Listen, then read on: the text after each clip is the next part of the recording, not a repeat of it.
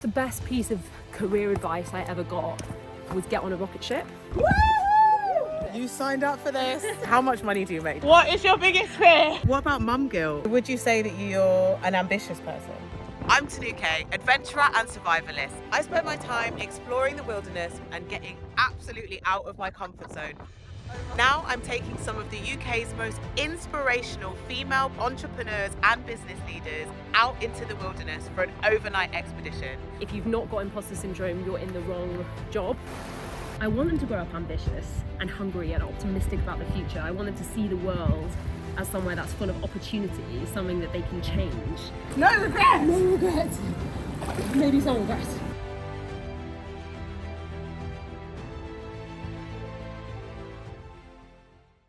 Today I'm in Glencoe in the Scottish Highlands to meet entertainment entrepreneur Lucy Smith, founder of Fawkes Digital, growing original IP on digital platforms.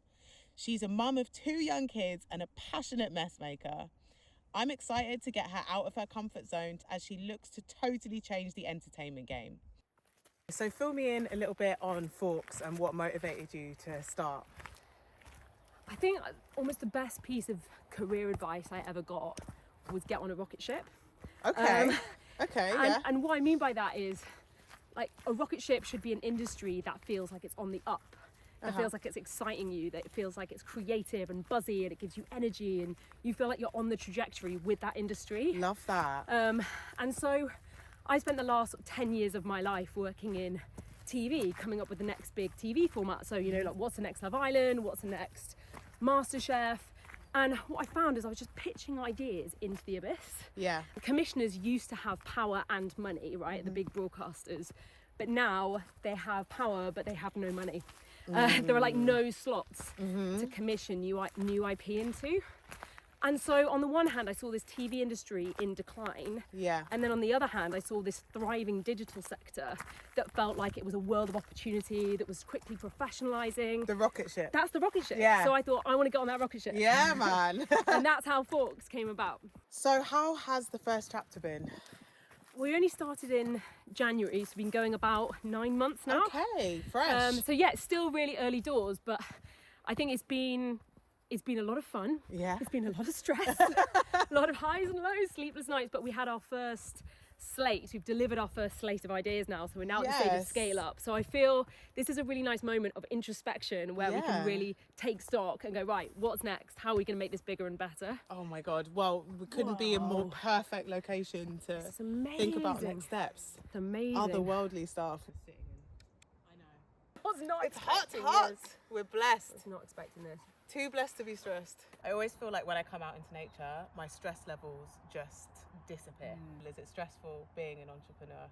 It's stressful because it's all on you, Yeah. particularly when you're starting out and it's like, right, we're doing this. Yeah. Am I gonna eat? Because it's all up to me. Yeah, this is it. It's like your vision, and you kind of, I think there's a degree of you have to back yourself. I knew that it was time to follow my gut. Even if it didn't work, I was so adamant, I was so determined that I wanted to try my vision and shift from linear TV pitching to the digital world. And I think that's been really refreshing, actually, being able to pursue the ideas I'm really passionate about, but also to see the fruits of my labour come back because it's working. You can be doing a really hard hike or doing something that's completely out of your comfort zone, and then the feeling you get of getting through it is cold, hard evidence to yourself that you're capable of overcoming hard things. So would you say that you're an ambitious person? Oh yeah. Yeah? Big time. Love that. Yeah. I mean, you kind of have to be. Yeah, I'm ambitious. I think ambition is sometimes viewed as a bit of a dirty word, particularly when it comes to being female. Yeah. If you're an ambitious woman, sometimes it's seen as you are laser focused on your career at all costs, like you will jettison everything to pursue your ambition. But I've not found that. I find my family, my friends, my kids just make my ambition grow bigger and bigger. I want to see what I'm capable of. Yeah. I want to see where my limits are. Yeah. And I don't think I've reached my limits of my potential yet. You're saying your limitations, every time you hit it, the bar raises. And then you reach the next bar, and then the bar raises, The more competitive you are, the more ambitious you are, the higher you reach, the better it happens. I signed up for this. You signed up for this. However hard the hike is, it's often worth it for the view. Yeah, 100%. You hope the same with business. Okay, so I want to ask you something that makes people feel a little bit uncomfortable because I want to know about money. Okay. So do you make, like, how much money do you make? Do you make a lot of money? I make a lot less money now than I did when I was employed. Okay. In the startup phase, all the business owners I know, myself included, tend to take the bare minimum salary they can to survive. Yeah. And then pour as much money as they can back into the business. Lots of startups fail, and the risk you take is that you're going to grow something of value. So yeah, obviously I'm hoping that, you know, in the long run, it will pay off. When you're employed, you think about money very differently. You always think, I'm worth more than this. Yeah. You always think, I want a pay rise, I'm worth more than this. But then when you have a business of your own, you realise how hard it is to make money. It's not just your salary, it's your national insurance contributions, it's your pension, it's your laptop, it's your insurance, it's your desk space. And are you bringing that value into the business? So what you're saying is that it's changed your relationship with money. Oh, 100%. Yeah. Yeah. I have a very different relationship with spreadsheets now than I God. did.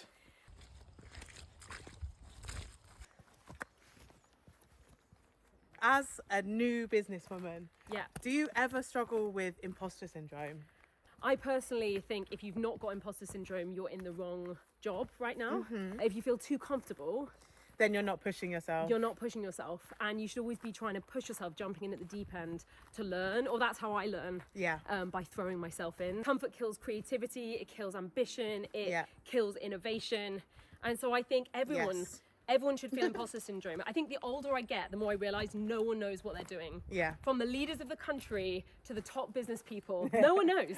We're all making it up as we go along. I'm going to champion that 100%. Do you ever feel like you have imposter syndrome? All the time. I went on a crazy multi-day hike the other day around Mont Blanc, like mountains. And there's points where you're like, am I actually capable of doing this? But after it, I'm feeling like an absolute boss. You want to see? Do you know what I mean? See what you're capable of. And if I didn't feel a little bit uncomfortable, like you're saying, I would be too comfortable. I wouldn't even bother trying. Love that. Yeah. You won't get me on Mont Blanc, but yeah, cool.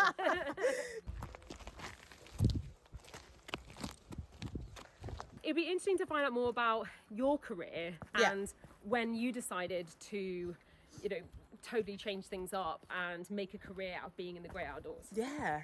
I mean, so I started off as a professional roller skater.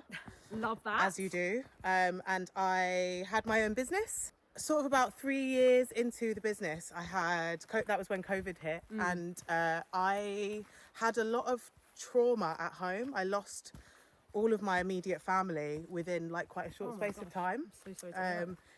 It was a wild time, and I decided to sort of start adventuring. I didn't realise that I was actually putting myself into quite physical, hard, demanding experiences in nature as a way of proving to myself that I was capable of overcoming hard things.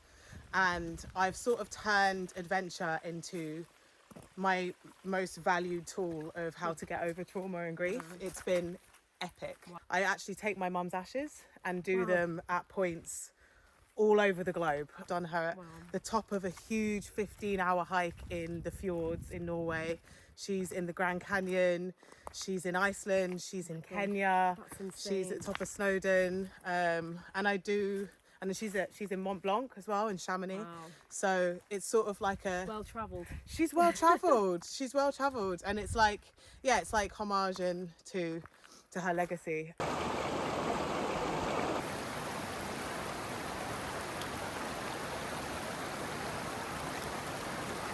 So what do you think makes a good leader? I think partly the reason I wanted to set up was I wanted to steer a course that was different to the course that we were going in. Yeah. I think it's very tempting when you're in an established industry to just follow the crowd and complain like, the industry is falling apart, you know, everything's in decline, help us. And actually it takes a strong leader to say, actually, this isn't working, let's go in a totally different direction. And I hope that that's what we're trying to achieve at Fawkes, saying that ship is sinking, this rocket ship is going up. And you're being decisive enough to say, let's go and jump on that. Yeah. Everyone come with. That's it. Yeah. And I think just backing Yeah. your vision, but also not recklessly. Yeah, you know, yeah. knowing that there is opportunity there and being able to rigorously pursue it before everyone else jumps on. I think that for me is a good leader. Wild Weir Clock. Yeah, I'm sorry about this, guys. So guys, another beautiful benefit of being outdoors is that you can literally wee anywhere, as Lucy is showing us right now. Years younger. Yes!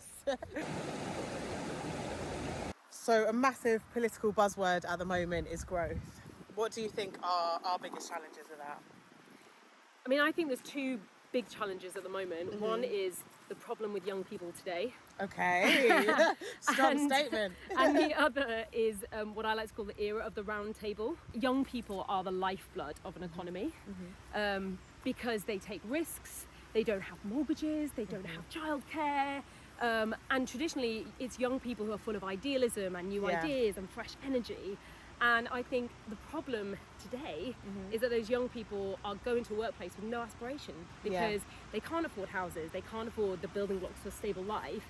And not only that, they're infantilized as soon as they hit the workplace. Yeah. Now, I remember when I was probably 14, when I first started making films on a little handy cam.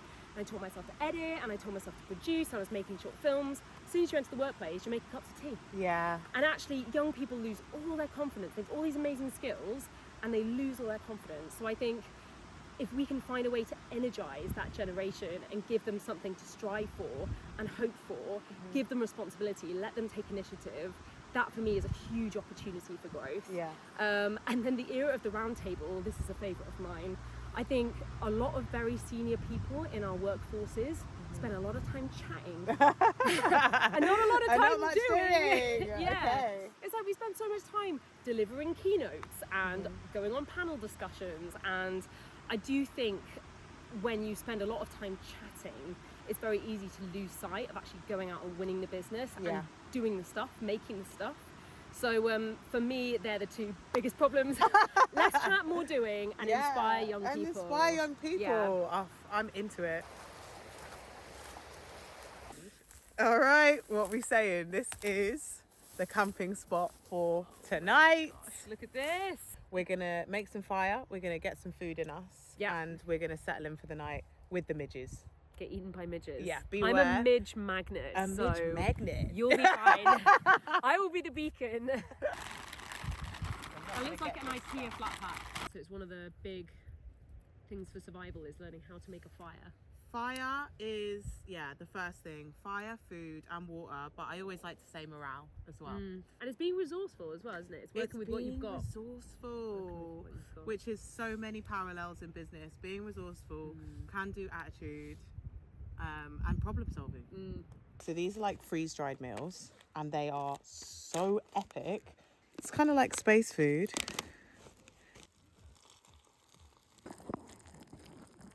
We're dining like queens today.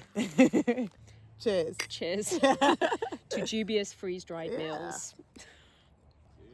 Not too bad. Oh no, it's actually good. Actually good. Oh god, actually it's pretty good. So this is like 100% my idea of fun.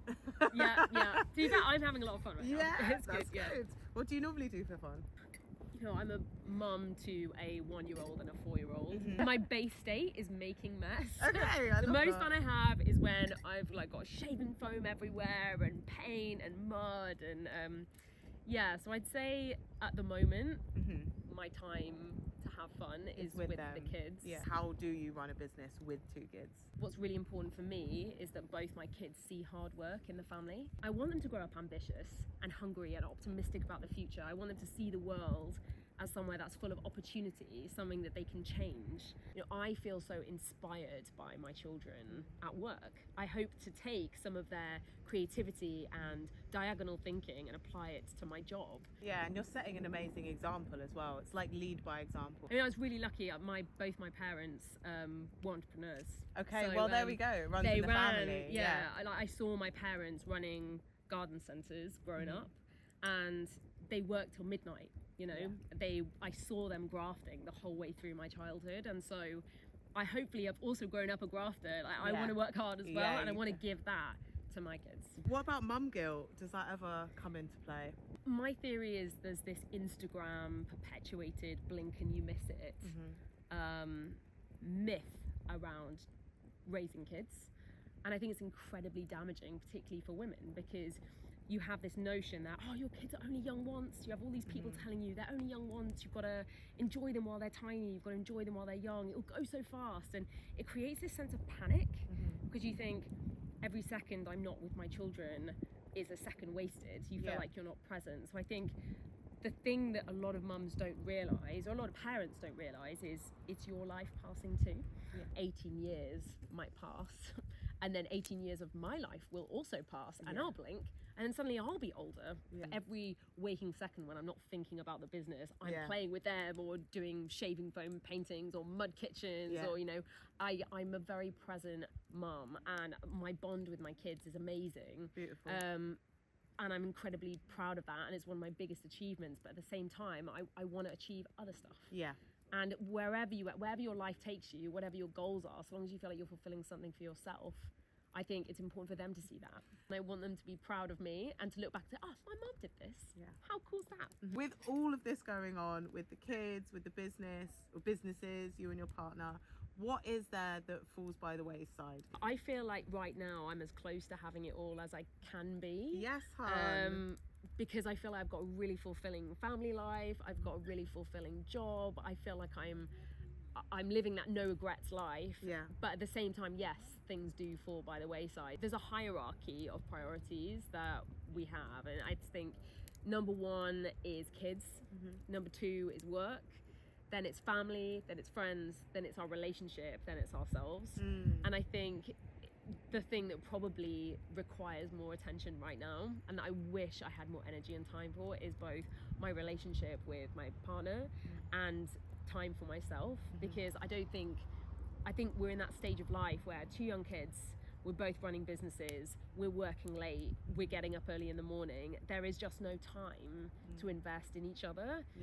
We're not taking it for granted stage, and that can take its toll. Obviously, the time together and the time that you invest in each other is going to be fewer and far between and shorter.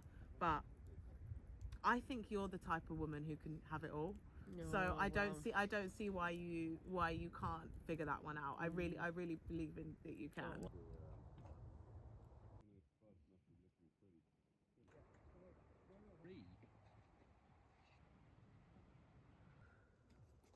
I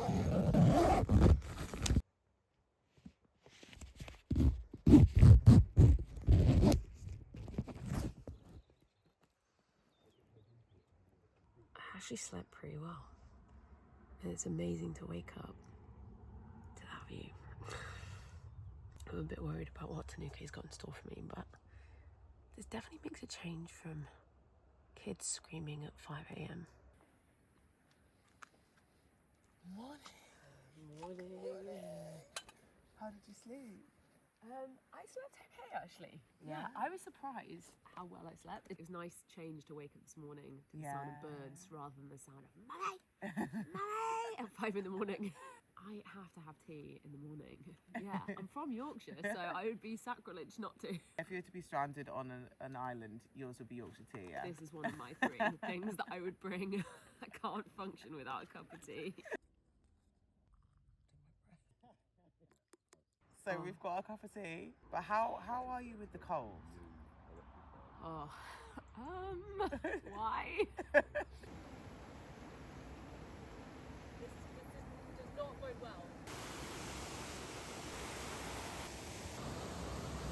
We're going straight in. We're going straight in. We're going straight in. It's actually not too bad. You know what I think though? Like, it's when you get to the other bits. You know, it's when you get crotch level, level. Oh yeah. Overcome that fear. Deep breaths. Yeah. How was that? Yeah. It's alright. It's alright. Woo! Yes, Lacey! Yes! Yes! You're doing it! You're doing it! Woo! This is good! What is your biggest fear? doctor, but like my real fear in life is to live with regret. Oh. And so like, I'm not sure, am I regretting this decision? No! Yes, I hate to Lucy. say this, but it does beat like a Yorkshire tea. It beats a tea! Oh my God! I'm so glad I got that on camera. Oh my God, the current has all of a sudden got really strong. We've swam all the way up to the waterfall, which is stunning. And now we're gonna let go and we're gonna swim all the way back. It's gonna be bad. Happy days! Maybe some regret.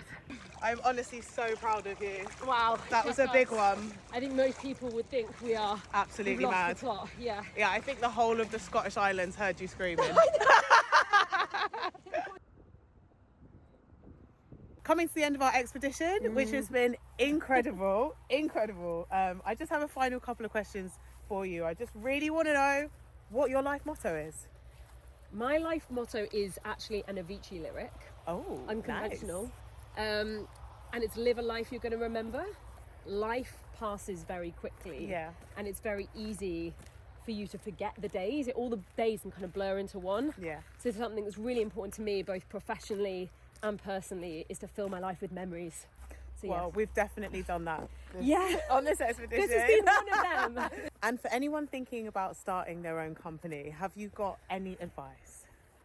I think my main piece of advice is just to make stuff, get it out there. Go for it. Yeah, I think, well, what I would say just make stuff, but in entrepreneur speak, in like the tech world, they'd call it minimum viable product. Make the simplest Entry level. version and get it out there in the open. A lot of people spend ages perfecting stuff. They Yeah. want to come up with the brand and the perfect logo and the perfect website and the perfect product, and then it's not quite right and they finesse it again. And before you know it, Wasted time. months and months have gone by and you've not tested it on anyone, and it might be a crap idea. Yeah. So you want to just get it out there as quickly as you can, test, and then if it's not quite right, start again. But Yeah. at least you've not wasted your time. That's incredible advice. I'm going to take that with me. Yeah, go for it. Just get on with it. This whole thing it's been an exercise in getting out of my comfort zone. So I think that's the other piece of advice I'd have for would-be entrepreneurs, for anyone looking to make a change in their life. Like, get out of your comfort zone. You know, it allows your life to be memorable. It allows you to try new things, but also it will give you the confidence to believe in yourself and your abilities and your capabilities. Like, what are you capable of? What are you capable of? What are you capable of? What are you capable of? Adventure is my rocket ship, and I feel like excited about it when I wake up in the morning. I feel excited about the next adventure I'm going to go on. Fuels you up. It fuels me Yeah, up, gets and your fires it going. literally does. And I honestly think about a million adventures that I want to go on. Honestly, like so inspirational. It's been thank you. an absolute pleasure getting outside of our comfort zones together. I'm not going to lie to you, that was cold. You know, Yeah, I'm it not, was like, cold. it was cold. So it was cold. And Yeah. yeah, it's been incredible. Thank you so much for joining Thank me. you. It's not your average weekday Yay! activity. Oh, thank you so much, Lucy. It's been amazing.